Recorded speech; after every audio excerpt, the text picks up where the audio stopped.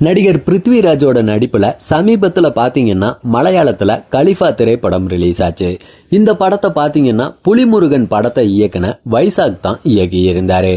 இந்த படத்துல ஆச்சரியப்படுத்துற விதமா நடிகர்கள் மோகன்லால், சௌபின் சாஹிர், டொவினோ தாமஸ்லாம் கிளைமேக்ஸ்ல மட்டும் தலை காட்டுற கேமியோ கதாபாத்திரங்கள்ல நடிச்சிருந்தாங்க. இதுல டொவினோ தாமஸுடைய ஒரு நிமிஷத்துக்கு உள்ள வந்துட்டு போற விதமா ஐவர் அலெக்சாண்டர் அப்படிங்கிற கதாபாத்திரத்துல தான் டொவினோ தாமஸ் நடிச்சிருந்தாரு. கிளைமேக்ஸ்ல எண்டு கார்டு போடும்போது அவர் எதிரிகளை கொடூரமா கொலை பண்ணிட்டு ரத்த கரை படிஞ்ச கத்தி ட்ரெஸ்ஸோட ஸ்டைலா நடந்து வர்றது மாதிரியா அந்த காட்சியை உருவாக்கி இருந்தாங்க.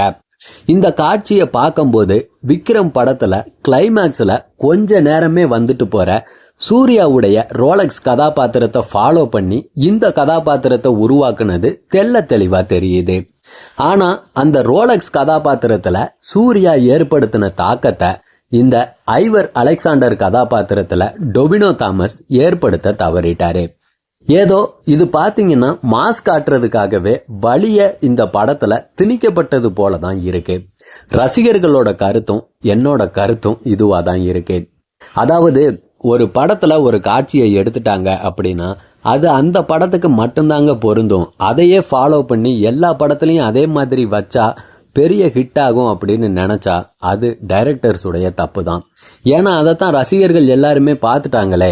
மறுபடியும் கிளைமேக்ஸ்ல டொவினோ தாமஸை ரோலக்ஸ் கதாபாத்திரம் மாதிரி கொண்டு வரதுல என்ன பிரயோஜனம் இருக்கு? இப்ப விக்ரம் படம் பாத்தீங்கன்னா தமிழ்நாட்டில் மட்டும் ஹிட்டு, தமிழ்நாட்டில் மட்டும் ரிலீஸ் ஆகி ஓடி இருந்துச்சுன்னா ஓகே, இவங்க பண்றதுல எந்த தப்பும் இல்லை. அது மலையாளம், தெலுங்கு, கன்னடான்ட்டு பேன் இந்திய படமா பட்டைய கலப்பின படம்.